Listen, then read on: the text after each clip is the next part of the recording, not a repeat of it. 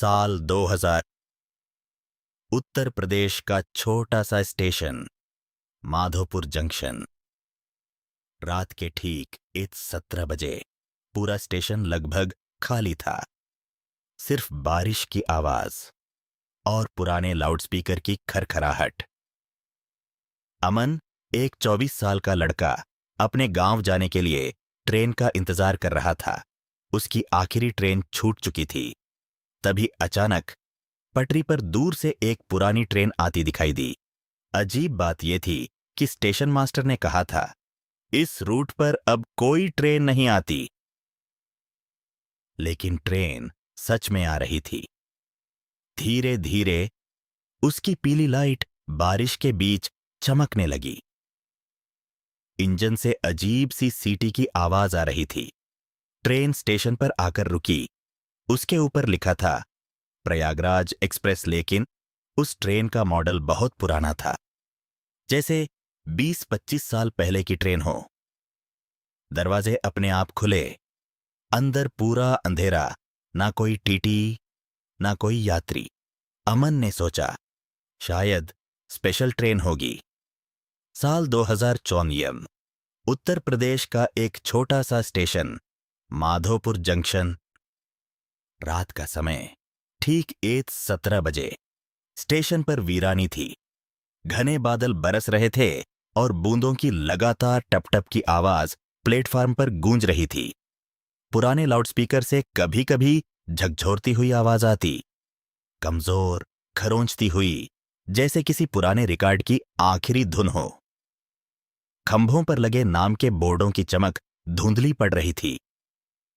कहीं दूर station master की झिलमिलाती खिड़की में एक साया दिखा, पर पूरा स्टेशन मानो सोया हुआ था। अमन, 24 साल का एक लड़का, ट्रेन का इंतजार कर रहा था। गांव वापसी की बेचैनी उसकी आंखों में साफ दिख रही थी। वो अपनी जेब में हाथ डालकर टिकट निकालता, फिर वापस रख देता। आखिरी ट्रेन पहले ही जा चुकी थी और उसे अपने घर की जरूरतें आड़े थीं। ठंडी हवा में उसकी ठहाका सी सांसों की बूंदें रात के काले पर्दे पर उड़ रही थीं। तभी प्लेटफार्म के ठीक सामने पटरी पर कहीं दूर से एक चीख सी सुनाई दी। पहले एक धीमी गूंज, फिर उनकी एक पुरानी ट्रेन का साया दिखा। अमन झट से उठा। अजीब बात यह थी कि स्टेशन मास्टर ने दिन में ही कहा था, इस रूट पर अब कोई ट्रेन नहीं आती। पर फिर भी पटरी पर एक ट्रेन आ रही थी और उसके पीले डायनेमिक लाइट्स बारिश में अलग चमक रहे थे, जैसे किसी भूतिया तस्वीर का फ्रेम। ट्रेन धीरे धीरे स्टेशन पर आई। उसके धंसे हुए इंजन से निकलती सीटी की आवाज पुरानी फिल्म की तरह खटखट रही थी। ट्रेन के ऊपर पुराने फैले हुए अक्षरों में लिखा था, प्रयागराज एक्सप्रेस। मगर कारों का मॉडल बहुत पुराना, 20-25 साल पहले की तरह। लोहे की स्क्रू, जंग के धब्बे, खुरदरे रंग और खिड़कियों के किनारों पर बेमतलब के दरारें। दरवाजे अपने आप चरमराते हुए खुल गए। अंदर एक काली खाई थी, बिल्कुल अंधेरा। ना कोई टीटी, ना किसी यात्री की हलचल, सिर्फ खामोशी और रबर की गंध। अमन ने सोचा, शायद कोई स्पेशल ट्रेन होगी। फिर भी दिल में एक अजीब बेचैनी थी। उसने धीरे धीरे एक कदम बढ़ाया और डिब्बे में चढ़ गया। जैसे ही ट्रेन ने चलना शुरू किया, प्लेटफार्म और स्टेशन के सारे उजाले, गुमसुम टिकट काउंटर, टूटी कुर्सियां, बैग लिए हुए एक आधा बंदा, सब कुछ अचानक गायब हो गया। खिड़की से बाहर बस घना अंधेरा फैला था। बारिश के स्वर जैसे हवा में उलझ गए थे। अमन की सांस तेज हुई। कुछ सेकंड नहीं बीते थे कि उसकी सीट के सामने वाली सीट पर कोई आकर बैठ गया। एक बूढ़ा आदमी था। सफेद कपड़े, भीगा हुआ चेहरा और काली आंखें जितनी गहरी थीं, उतनी ही ठंडी भी। उसकी आंखों में जिंदगी नहीं, खालीपन था। उसने धीमी घिसी हुई आवाज में कहा, "ये ट्रेन जिंदा लोगों के लिए नहीं है।" शब्द हवा में टकराकर धीमे से घूंघरू की तरह गूंजे। अमन का हाथ कांप उठा। उसने अपनी सीट छोड़कर उठकर दूसरे डिब्बे की ओर भागने की कोशिश की, पर जैसे ही उसने उठने की कोशिश की, पूरा कोच लंबा होने लगा। दरवाजे, जो अब भी कुछ कदम दूर थे, बड़े से बड़े होते जा रहे थे, मानो किसी ने कोच को बिना रुके खींचना शुरू कर दिया हो। फर्श अनजाने में खिसकता सा लग रहा था और पैर फिसलने जैसा ठंडा एहसास आ रहा था। अचानक ट्रेन की लाइट्स झपकी मारने लगीं।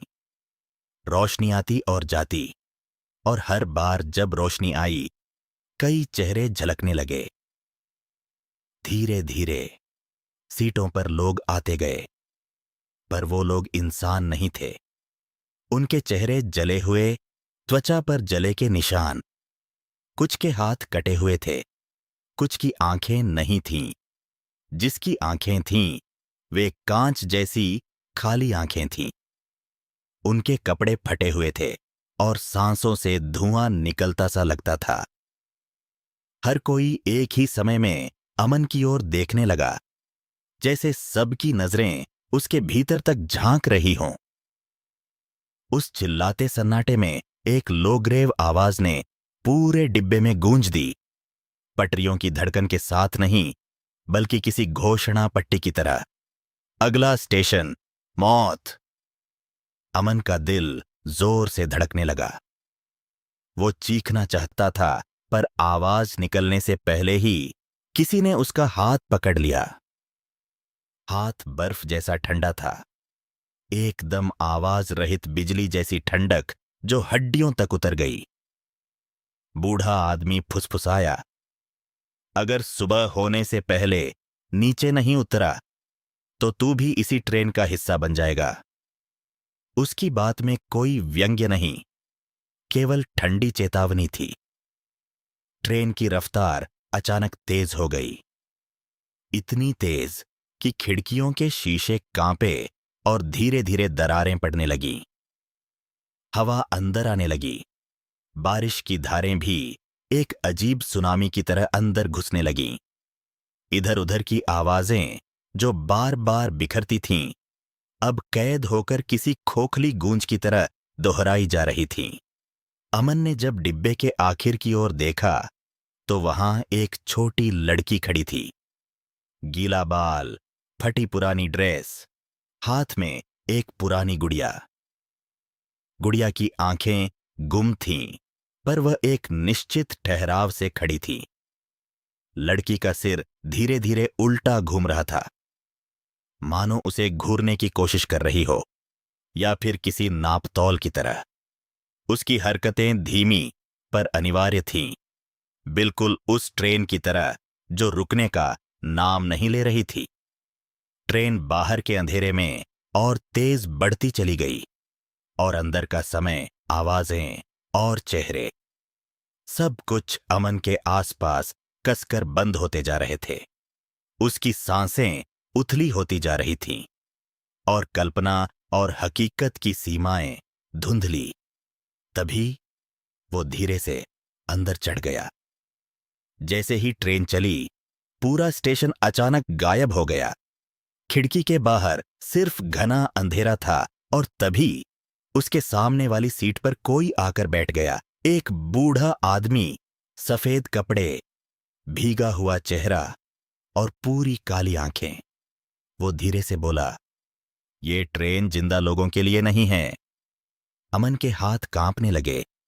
उसने तुरंत उठकर दूसरे डिब्बे में जाने की कोशिश की, लेकिन पूरा कोच अचानक लंबा होने लगा।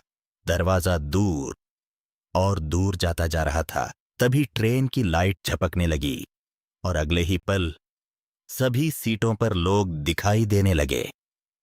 लेकिन वो लोग इंसान नहीं थे।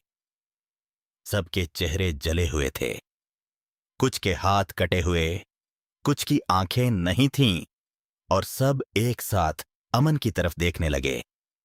फिर अचानक पूरे डिब्बे में एक आवाज गूंजी, अगला स्टेशन मौत। अमन डर के मारे चीख पड़ा और तभी उस बूढ़े आदमी ने उसका हाथ पकड़ लिया। उसका ये का हाथ बर्फ जैसा ठंडा था। वो फुसफुसाया, अगर सुबह होने से पहले नीचे नहीं उतरा तो तू भी इसी ट्रेन का हिस्सा बन जाएगा। अचानक ट्रेन की स्पीड तेज होने लगी, इतनी तेज कि खिड़कियों के शीशे टूटने लगे। और तभी अमन ने देखा, डिब्बे के आखिर में एक छोटी लड़की खड़ी थी। उसके हाथ में पुरानी गुड़िया थी और उसका सिर धीरे धीरे उल्टा घूम रहा था। To be continued.